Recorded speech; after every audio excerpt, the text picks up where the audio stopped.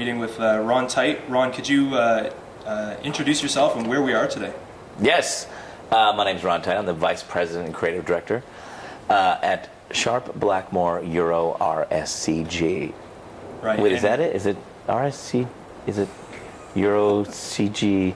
It's Sharpe Blackmore Euro and then like 4 letters, but I don't remember what they are. But you can Google it.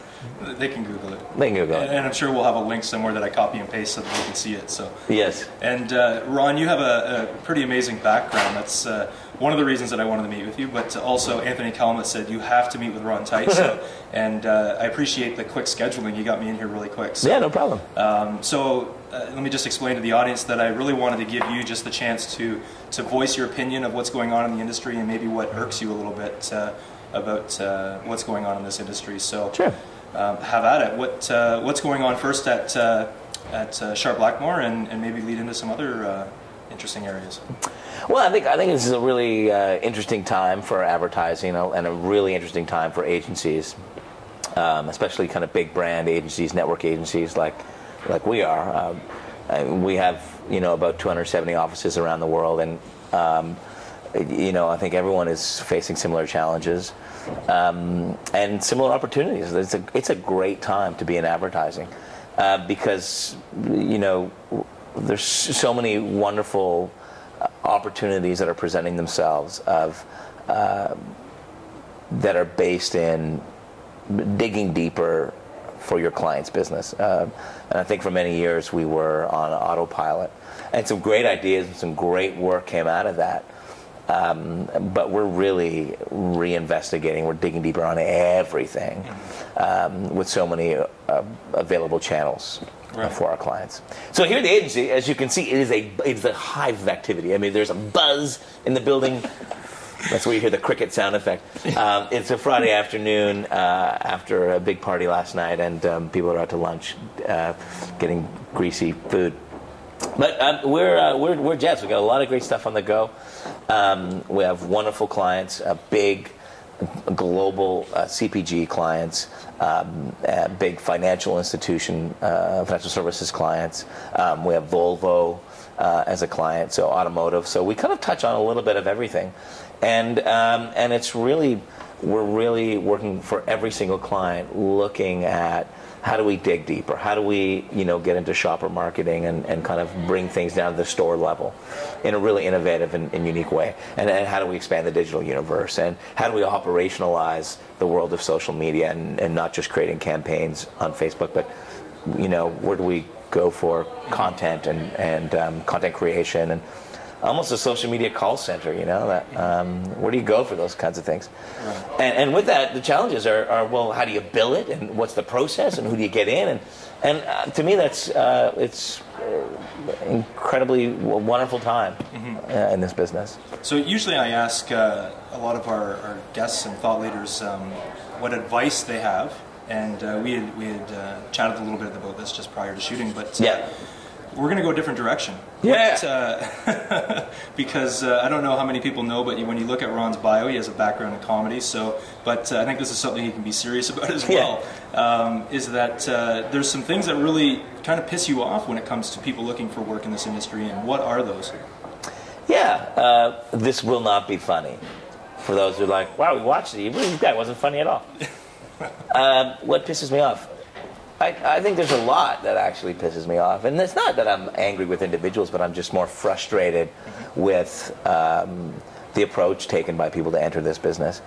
I moderated a session, a couple of weeks ago, and it was called Making Money from Your Funny. It was at the Second City. It was part of Toronto Sketch Festival. And the same frustrations were voiced by people in the television industry that I have with advertising. And that is, someone up to Luch Kazmiri and said, I want to become a TV writer. What do I do? And he said, well, what have you written? And they're like, well, no, I want to become a writer. If you want to become a writer, then, hey, guess what? You have to write. And I think far too many people are thinking down the road of, how do I get, a gold lion in Cannes, opposed to, well, I just want to I want to work. I want to write. I want to create ads. And it doesn't matter if that's an ad for a corner cafe or for, you know, one of the biggest banks in the world. The process is the same. And I'm finding that people come out of some college programs just expecting that because they have a diploma that they should then get a job. Right. But the actual passion for the work isn't there. And the media world provides ample opportunity. If you want to be a filmmaker, you can actually make your own movie and broadcast it now. You shouldn't be sitting at home waiting for a deal from 20th Century Fox. It's not going to happen. Make a movie. Yeah. If you want to write a book. Don't think about, is it going to be publishable, or how do I hook up with the book? Write the book. Before you do anything, write the book. In advertising, write the ad. Do some ads. Continually looking for great ads. Continually refreshing your craft. Continually making your book better. Continually looking for the best work out there, opposed to just simply looking for a job. You know, I have friends who are full-time comedians and full-time, you know, actors. And for a lot of those people, do you know what they have to do? They have to wait on tables for 5 years, waiting for the right opportunity, waiting for the chance that they can actually act for a living. And once they get that job where they're actually making a living from their acting, they're ecstatic because they could be doing so many other horrible things. I don't see that same passion for people coming out of advertising programs. I don't see people who say, I'm going to wait on tables for 5 years waiting for the chance to work at an agency and getting to do great work. And I think that's what's missing. That makes sense. Obviously, in your position, you see it more often than we would or any of the viewers would, but you know, it's a reoccurring theme that the passion is lacking. Do you think it's a generational thing, or is it just our industry specific? I think it's a generational thing. I think you know, the current generation coming out of college programs were kids who were told they were brilliant at everything they did by their parents, and that's fine. And you know, and the good side of that is that people are coming out more confident than ever, and that's grand. And confidence is obviously a great thing to have. Partly generational. I think it's partly there are more college programs now, which are very, very good. But there's a college program for comedians at Humber, and just because you take the classes doesn't mean that you're going to be handed a career. Right. You still have to figure it out. You got to get on stage. You got to figure out what people laugh at, what people don't laugh at, and how you're going to craft your on-stage persona. You can't go to somebody and say, how do I get into comedy? You got to do it. Just do it. Find a way. And if you need to ask people, then you're probably not going to make it. So figure it out. Yeah. How do you get, you know, people now, how do I get a job at an agency? Get a job at an agency. Figure it out. You know, because if you talk to the people who have jobs at agency, there was no step 1, step 2, step 3 for people. They figured it out. They tracked down personal contacts. They saw who won new business. They did interesting and creative things, whatever it took to get the job, opposed to saying, I booked a meeting with somebody and either I get a job or I don't.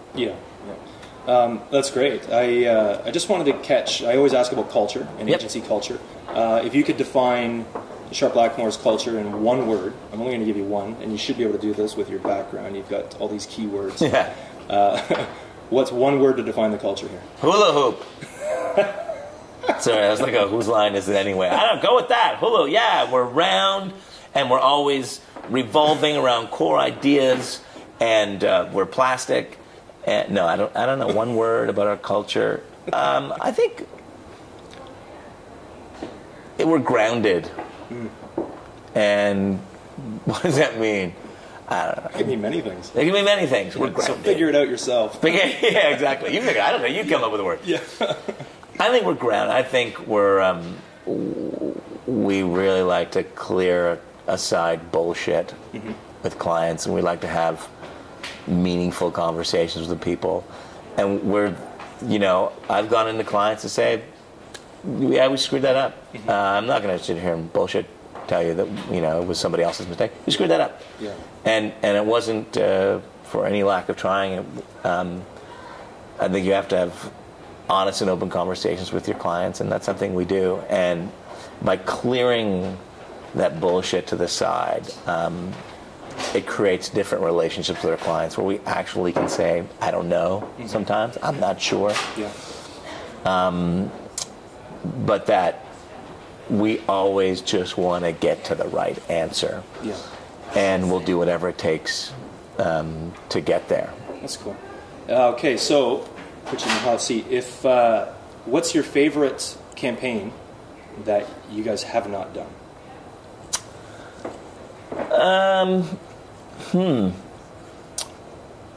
Well, I love what Oliver Jewelers does with his Cashman stuff. I think that's it's character-based narrative that and he's been able to change his business.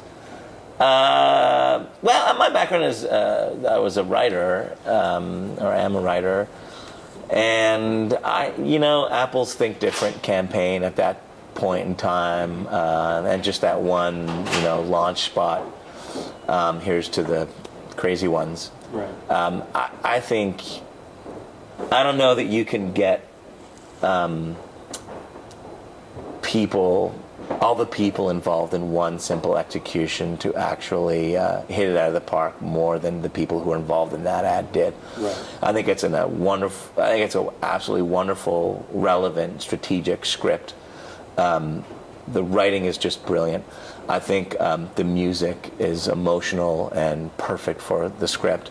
And I think Richard Dreyfuss delivered the performance of a lifetime as the voice talent on that. And should we go to a clip? Let's go to a clip. Here's to the crazy ones. The misfits. The rebels. The troublemakers. The round pegs in the square holes. Ones who see things differently. They're not fond of rules, and they have no respect for the status quo. You can quote them, disagree with them, glorify or vilify them, but the only thing you can't do is ignore them. Because they change things. They push the human race forward. And while some may see them as the crazy ones, we see genius. Because the people who are crazy enough to think they can change the world are the ones who do.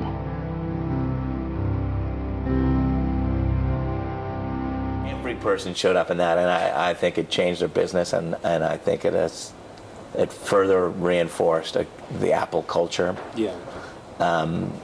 For innovation. And I wish I'd done that, and I don't know that there's a greater compliment to another advertising professional than to say that. I wish I had thought of that. I wish I had written it. It's phenomenal. Awesome.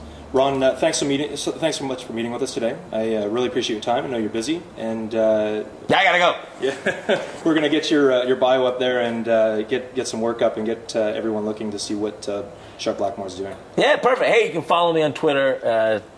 It's just Ron Tite. Ron Tite. Awesome. Thanks, Ron. Thanks.